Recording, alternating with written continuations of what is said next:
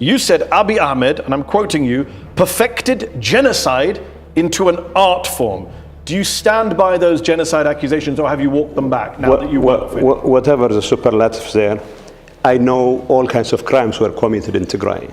Did Abiy Ahmed carry out a genocide? I will tell you this as a lawyer.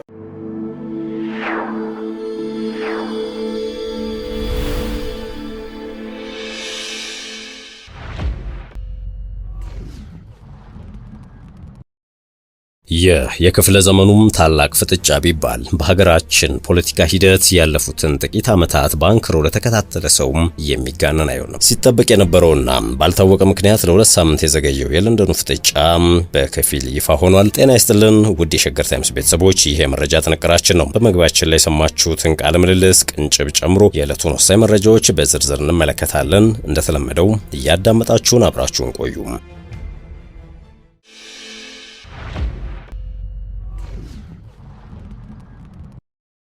ወደ ቀዳሚው ጉዳያችን እናምራ። ከሁለት ሳምንት በፊት በለንደን አንድ ወሳኝ ቃለ ምልልስ ተደርጎ ነበር። ይህ ቃለ ምልልስ ለተወሰኑ ሰዎች በተለይም ለኢትዮጵያ ፖለቲካ ቅርብ ለሆኑ ጥቂት ጋዜጠኞችና አክቲቪስቶች የተፈቀደ ነበር። ይህ ሙግት የበዛበት ፍጥጫ ዘል ቃለ ምልልስ በሃርድ ቶክ ላይ የሚታወቀው የአልጀዚራና አሁን ደግሞ ዚቲዮ የተባለ የግል ሚዲያ የሚመራው መሃዲ ሐሰን ጋር የተካሄደ ነበር። ጌታቸው ቀላል ሰው ጋር አልተቀመጡም። በአልጀዚራ ታላላቅ የምድራችንን አነጋጋሪ ሰዎች እያወናበደ ነጥብ ሲያስጥል አመታትን አሳልፈዋል። መሃዲ ዊን ኤቭሪ አግሪመንት ዘ አርት ኦፍ ዲቤቲንግ ፐርሱዌዲንግ ኤንድ ፐብሊክ ስፒኪንግ የተባለ መጽሐፍን የጻፈ በአደባባይ ሙግት የተካነ ነው።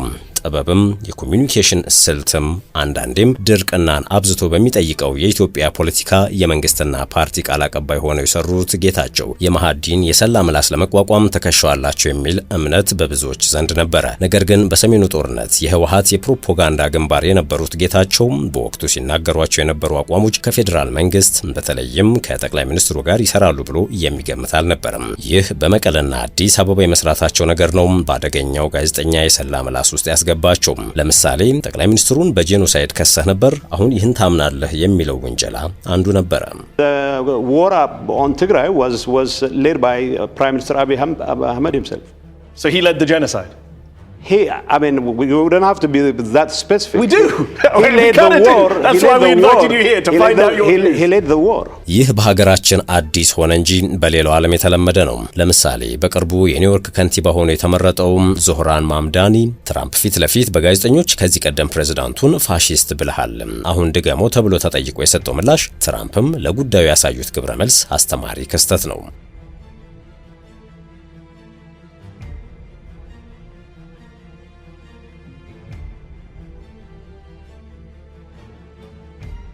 አብይና ጌታቸው አንድ ላይ መስራታቸው በበርካቶች ዘንድ ያልተጠበቀ ቢሆንም በእጅጉ ተቀባይነትን ያገኘም ነው። በተቃራኒ ወገን ጦርነት የመሩ ሁለት በጠላትነት የሚተያዩ ሰዎች አብረው ቢሰሩ እድሜ ዘመናቸውን ጠላት እንዲሆኑ ጦርነቱ እንዲቀጥል የሚፈልግ ወገን ካልሆነ በቀርም እንዴት ያስከፈዋል የበርካቶች ጥያቄ ነው። በእርግጥ ጠቅላይ ሚኒስትር አብይ ከጌታቸው ረዳ ጋር የመስራቱን ነገር እንዲህ ሲሉ በፓርላማ ገልጸውት ነበር። እኔና ጌታቸው ረዳን በጋራ የሚያይ ሰው አሁን ይሄን መንግስት አይወያዩም ብሎ ቢያስብ አይገርምም?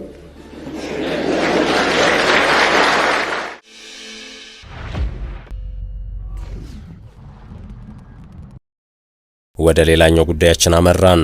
ከግብጽ ወደ አዲስ ክስ ውንጀላ ተሰምቷል።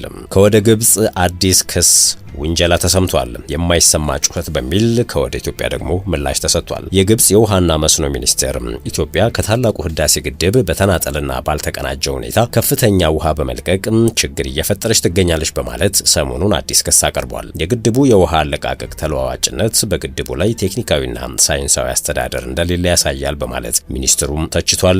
ግብጽ በዚሁ ሳቢያ ከአስዋን ግድብ የቶሽካ ማስተንፈሻን ለመክፈት ተገዳለች ብሏል። ሚኒስቴሩም ያልተቀናጀና ሳይንሳዊ ያልሆነ ያለው የኢትዮጵያ የህዳሴ ግድብ የውሃ አለቃቀቅ በታችኛው ተፋሰስ ሀገራት ግድቦች ላይ ተጽዕኖ እያሳደረ ይገኛል በማለት ሞክሷል። በተያዘው ህዳር ወር 3 ሳምንታት ውስጥ ከህዳሴ ግድብ በቀን የተለቀቀው ውሃ 180 ሚሊዮን ሜትር ኪዩቢክ መሆኑንና ይህም በዚህ ወቅት ቀደም ባሉት ዓመታት ይለቀቅ ከነበረው የውሃ መጠን በ80 በመቶ እንደሚበልጥ ሚኒስቴሩ ጠቅሷል። በግብጽና ኤርትራ በዲፕሎማትነት ያገለገሉት ዘሪሁን መገርሳ ጅማ የተባሉ የኢትዮጵያ ዲፕሎማት ግብጽ ህዳሴ ግድብን በተመለከተ ጩኸት ካሰማች እርሱ እሪ በከንቱ ነው፣ የማይሰማ ጩኸት ነው ሲሉ ምላሽ ሰጥተዋል። የመረጃ ጥንቅራችን እንደቀጠለ ነው። የተከበራችሁ የሸገር ታይምስ ቤተሰቦች ወደ ሌላኛው መረጃችን ስናልፍ ደግሞ እስራኤል በባህር በሩ ጉዳይ ከኢትዮጵያ ጎን ነኝ ማለቷ ተሰምቷል። ኢትዮጵያ በሰላማዊና ዲፕሎማሲያዊ መንገድ የባህር በር ለማግኘት የምታደርገውን ጥረት እስራኤል ሙሉ ለሙሉ እንደምትደግፍ ነው የተነገረው። ይህንን ያሉት በኢትዮጵያ የእስራኤል አምባሳደር አብርሃም ንጉሴ ናቸው። ኢትዮጵያ ለኢኮኖሚዋ ለሉዓላዊነቷና ደህንነቷ የባህር በር እንደሚያስፈልጋት እስራኤል ታምናለች ያሉት አምባሳደር አብርሃም ንጉሴ እስራኤልም ኢትዮጵያ ለምታደርገው ጥረት በዲፕሎማሲና በሰላማዊ መንገድም ከኢትዮጵያ ጎን ናት ብለዋል። ሁለቱ ሀገራት የአንድ ሳንቲም ሁለት ገጽታዎች ናቸው ያሉት አምባሳደር አብርሃም ሁለቱ ሀገራት ጥንታዊና ልዩ የሆነ የብዙ ዓመታት የዲፕሎማሲ ግንኙነት ያላቸው መሆናቸውንም ጠቅሰዋል። በዚህኛውም ዘመን ሁለቱ ሀገራት የሚተባበሩና የሚረዳዱ ናቸው ብለዋል። ይህንን ደግሞ በዓለም አቀፍ መድረክም በተባበሩት መንግስታት ድርጅት ጭምር እስራኤል ኢትዮጵያን ትደግፋለች፣ ኢትዮጵያም እስራኤልን ትደግፋለች ካሉ በኋላ ይህ መደጋገፍ ግን በኢኮኖሚውም በጤናውም በግብርናውም ያለ ነው ብለዋል። የእስራኤል የምክር ቤት አባል ዶክተር ጸጋ ፈንታውም በበኩላቸው የኢትዮጵያ የባህር በር ጥያቄን በተመለከተ ሲናገሩ ኢትዮጵያ የባህር በር ጥያቄዋን በሰላማዊና በዲፕሎማሲያዊ መንገድ የማግኘት መብቷ የተጠበቀ ነው ብለውታል። በእስራኤል የኢትዮጵያ አምባሳደር ተስፋዬ ይታይ በበኩላቸው በእስራኤል በኩል ኢትዮጵያ የባህር በር የማግኘት ጥያቄዋን የመቃወም አዝማሚያ እንደሌለ አንስተዋል። ኢትዮጵያ እንደገና መልሳ ወደ ቀይ ባህር ጠረፍ ብትመጣ አንደኛ ወዳጅ ሀገር ናት። በተጨማሪም እስራኤል ኢትዮጵያን መግቢያ በር አድርጋ ስለምትመለከታት ከሌሎች የአፍሪካ ሀገራት ጋር ያላትን ግንኙነት ለማጠናከር እንድታግዛት ትፈልጋለች ብለዋል። የአሜሪካ ደህንነቶች ሰላዮች አስቸግረውናል፣ ጄኔራሉ አምርረዋል። የሱዳን የጦር ኃይሎች አዛዥ ጄኔራል አብዱል ፈታህ አልቡርሃን እሁድ ዕለት በዋይት ሃውስ አማካሪ ማሳድ ፑሎስ የቀረበላቸውን አዲስ የአሜሪካ ሐሳብ ውድቅ አድርገውታል። ይህም እስከዛሬ ድረስ ከቀረበው እጅግ የከፋ የድርድር አማራጭ ሲሉ ማጣጣላቸውን መዘገባችን ይታወሳል። በአንጻሩ የፈጥኖ ደራሽ ኃይሎችን የሚያጠናክር ሲሉ ነው የገለጹት።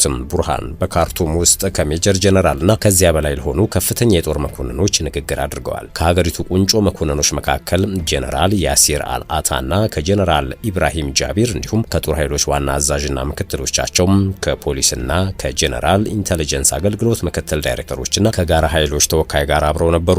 በዚህ ወቅት ቡርሃን የሽምግልና ሂደቱ በዚህ አቅጣጫ ከቀጠለ ሰራዊቱ ገለልተኛ እንዳልሆነ አድርጎ እንደሚቆጥረው አስጠንቅቀዋል። የአሜሪካ መልእክተኛ ማሳድ ቡሎስ በሀገሪቱ ላይ ትዕዛዝን ለመጫን እየሞከረ ነው ሲሉም ክስ አቅርበዋል። በማሳድ ቡሎስ በኩል የኳድ አባል ሀገራት ያቀረበው ወረቀት የጦር ኃይሎችን መኖር ስለሚያሻሽል ሁሉንም የደህንነት ኤጀንሲዎች እንዲፈርስ ስለሚጠይቅና አመፀኛውን ሚሊሻ በቦታው ስለሚያቆይ የቀረበው በጣም መጥፎ ወረቀት እንደሆነ ይቆጠራል ሲሉ ቡርሃን ተናግረዋል። የሱዳን ጦር አዛዡ አክለውም መልእክተኛው ቡሎስ ለሰላም እንቅፋት እንደሚሆኑ ስጋታቸውን የገለጹ ሲሆን መንግስታቸው የሰብአዊ እርዳታን እያደናቀፈና የኬሚካል ጦር መሳሪያዎችን እንደተጠቀመ ይወነጅላሉ ሲሉም አስታውሰዋል። አልቡርሃን አማጽያኑን በሱዳን ሰራዊት ውስጥ መካተት ወይም ወደፊት በሚመጣ መፍትሄ ውስጥ አካል መሆን የሚሉ አማራጮችን እንደማይቀበሉ በድጋሚ ገልጸዋል። በሱዳን መንግስት ቀደም ሲል ያቀረበውን ሰላማዊ ፍኖተ ካርታም ተግባራዊ ማድረግ ብቸኛው አማራጭ መሆኑን ጠቁመዋል። ኳድ ዩናይትድ ስቴትስን፣ ሳውዲ አረቢያን፣ ግብጽንና የተባበሩት አረብ ኤምሬትስን ያቀፈ ስብስብ ሲሆን ቀደም ሲል በሱዳን ውስጥ ያለውን ግጭት ለማስቆም ያለመ ፍኖተ ካርታ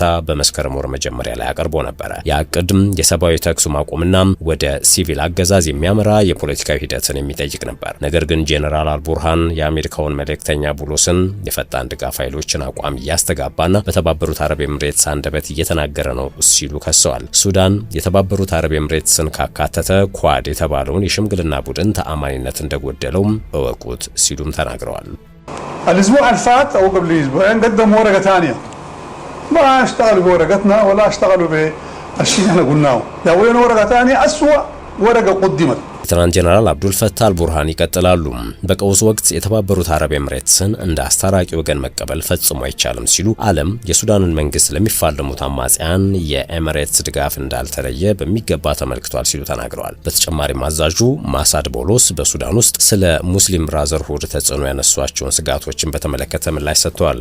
ቡርሃን የሙስሊም ወንድማማችነት የተባለው ተጽዕኖ ትርክቱ የተባበሩት አረብ ኤምሬትስን አስፈሪ በሚል ውንጀላ በዩናይትድ ስቴትስ በሳውዲ አረቢያና ግብጽ ለማሳመን የምታደርገው ዘመቻ ነው ሲሉ ውድቅ አድርገውታል። ክሱን ግልጽ ውሸት ሲሉ በማጣጣል የሚመሩት ወታደራዊ ተቋም ያለ ውጫዊ ጣልቃ ገብነት ራሱን የማሻሻል ችሎታ እንዳለውም አጥብቀው ተናግረዋል። ቡርሃን በዳጋሎ ቤተሰብ የሚመራውን አርኤስኤፍ በዘር ማጥፋትና በዘር ማጽዳት ወንጀል እጁ በደም እየጨቀየ የሽብርተኛ ሚሊሻ ሲሉ ወንጅለውታል። የፓራሚሊተሪ ኃይሉን መደገፋቸውን የቀጠሉ የውጭ ሀገራትንና የፖለቲካ ቡድኖችን ተችተዋል። እኛ ጦርነት ፈላጊዎች አይደለንም፣ እኛ ሰላምን አንቃወምም፣ ነገር ግን ማንም ሊያስፈራራን ወይም እጃችንን ጠምዝዞ ሊያስገድደን አይችልም ሲሉም ቡርሃን ተናግረዋል። ጦርነቱን የክብር ጦርነትና የሱዳንን ህልውና ለማስጠበቅ የተደረገ ትግል በማለት በኮርዶፋንና በዳርፉር ያለውን ግዛት መልሶ ለማስቀጠል ቃል ገብተዋል። በፈጥኖ ደራሽ ኃይሉ ቁጥጥር ስር የሚገኙትን ዜጎች ከዚህች አሰቃቂዋ ሱዳን እናስወጣቸዋለን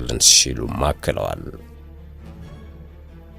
ለመንግስት ሸኔና ፋኖ የቀረበው አዲስ የድርድር አማራጭ በክልሉ አንዳንድ አካባቢዎች የሚካሄደውን ደም አፋሳሽ ግጭት ለማስቆም መንግስትና ታጣቂዎች በገለልተኛ አካል ወደ ጠረጴዛ ውይይት ይምጡ ሲሉም ተፎካካሪ ፓርቲዎች ጠይቀዋል። በኦሮሚያ ክልል ያለውን ደም አፋሳሽ ግጭትና የዜጎች እንግልትን ለማስቆም በክልሉ የሚንቀሳቀሱ ታጣቂዎችና መንግስት በገለልተኛ አካላት አሸማጋይነት ወደ ድርድር እንዲመጡ በክልሉ የሚንቀሳቀሱ የፖለቲካ ፓርቲዎች ጠይቀዋል። የገዳ ስርዓት ለኦሮሞ ነጻነት ፓርቲ ወይም ገዳ ቢሊሱማና የኦሮሞ ፌዴራሊስት ኮንግረስ ወይም ኦፌኮ የተሰኙት ፓርቲዎች እንዳሉት በክልሉ እየተፈጸሙ የሚገኙት የእገታ፣ የግድያና መሰል ኢሰብአዊ ድርጊቶች ለአንዴና ለመጨረሻ ጊዜ እንዲቆሙ፣ የዜጎች ደህንነትና ወጥቶ የመግባት መብት እንዲከበር እንዲሁም መንግስትም ሆነ ታጣቂ ኃይሎችም የኔ ሐሳብ ብቻ ነው ትክክል ከሚል ስውት አስተሳሰብ ወጥተው ልዩነታቸውን በጠመንጃ ሳይሆን በውይይት መፍታት ይጠበቅባቸዋል ብለዋል። የገዳ ቢሊሱማ ፓርቲ ፕሬዝዳንት ሮቤሌ ታደሰም ከሰሞኑ በምስራቅ አርሲ ዞን የተፈጸመውን ጥቃት በማሳየነት አንስተው መንግስትም ሆነ ታጣቂዎች ግባቸው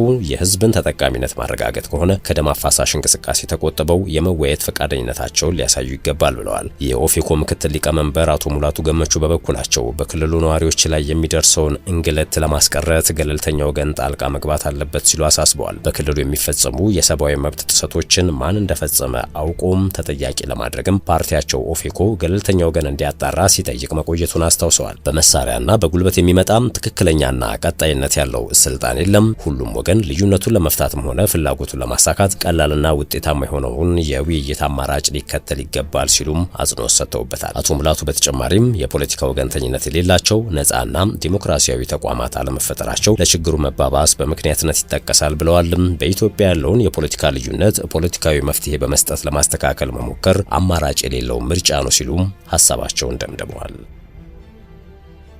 ጥንቅራችን እንደቀጠለ ነው። የኤርትራ ውጭ ጉዳይ ሚኒስቴር የኢትዮጵያው ገዥ ብልጽግና ፓርቲ በባህር በር ዙሪያ መግለጫዎችን በማውጣት ኢትዮጵያን የቀይ ባህር ቁልፍ ባለድርሻ እንድትሆን የሚያደርገው ሙከራ የማይሳካ ነው ሲል አጣጥሏል። ሚኒስቴሩም ለኢትዮጵያ የባህር በር ባለቤትነት የሚቀርቡት የኢኮኖሚ አስገዳጅነት፣ የደህንነትና የታሪክ መከራከሪያዎች የማያዛልቁ ናቸው ብሏል። ሚኒስቴሩም ኢትዮጵያ የአፋርን ሕዝብ ማንነት በመጥቀስ በኤርትራ ሉዓላዊ የባህር ዳርቻ ላይ የተፈጥሮ መብት አለ ለማለት ትፈልጋለች በማለት ነው የተቸው። የሁለት ሀገር ህዝቦች ዝምድና የባህር በር ለመቆጣጠር በማስረጃነት ቢወሰድ ኖሮ ኦጋዴንም ወደ ሶማሊያ ሊጠቃለል ይችላል ያለው ሚኒስቴሩ የኢትዮጵያ የቆዳ ስፋትም የባህር በር ባለቤትነት ሊያጎናጽፋት አይችልም በማለት ሞግቷል። ሚኒስቴሩ ኤርትራ ነጻ ሀገር የሆነችው ኢትዮጵያን የባህር በር ለማሳጣት አልባ ለማድረግ ነው የሚለው መከራከሪያም ሐሰተኛና ትርጉም አልባ ነው በማለት ተችቷል።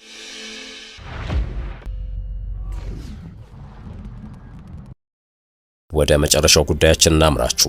የሊባኖሱ ሄዝቦላህ ታላቁን ወታደራዊ አዛዥ በእስራኤል እንደተገደለበት አስታውቋል። ቤሩት ላይ እስራኤል በሰነዘረችው የአየር ጥቃት ሀታም አሊ ታባታባይ የተባሉት ወታደራዊ አዛዥ መገደላቸውን ሄዝቦላህ አረጋግጧል። እስራኤል የፈጸመችው ጥቃት ውጥረቱ እንዲባባስ ያደርጋል እንጂ መፍትሄ አያመጣም በሚልም ሄዝቦላህ ወቅሷል። ዋና አዛዡም በዳህዬህ ደቡባዊ ቤሩት ሕይወታቸውን ካጡ 5 ሰዎች መካከል አንደኛው ናቸው። ታላቁ የጦር አዛዥ ተገድለውብኛል ሲል መግለጫ ያወጣው ሄዝቦላህ በጦር ክንፉ ውስጥም ታባታይ ያላቸው ማዕረግ በግልጽ አላስቀምጠም። ከዛሬ ዓመት አንስቶ እስራኤል ከገደለቻቸው ቁልፍ ወታደራዊ አዛዦች መካከል አንደኛው መሆናቸውን ግን ሄዝቦላህ አልካደም። የእስራኤል ጦር አዛዡን አጥፍተናቸዋል ባለበት ቅጽበት የጠቅላይ ሚኒስትር ቤንያሚን ኔታንያሁ ቢሮ ቁልፉ አዛዥ የአየር ጥቃቱ ኢላማ ሆኗል የሚል ሐሳብም ማውጣቱ ይታወሳል። የሄዝቦላህ ከፍተኛ ባለስልጣን ማህሙድ ቅማቲ እስራኤል ቀዩን መስመር አልፋለች ብለዋል። ታባታባይን ከሊባኖሳዊት እናታቸውና ከኢራናዊ አባታቸው በ1960 ዓመተ ምህረት ነበር የተወለዱት። የተከበራችሁ የሸገር ታይምስ ቤተሰቦች ለአሁኑ ያዝነው የመረጃ ጥንቅራችን አበቃ። ስላዳመጣችሁን ከልብ እናመሰግናለን። በያላችሁበት ሰናይ ጊዜ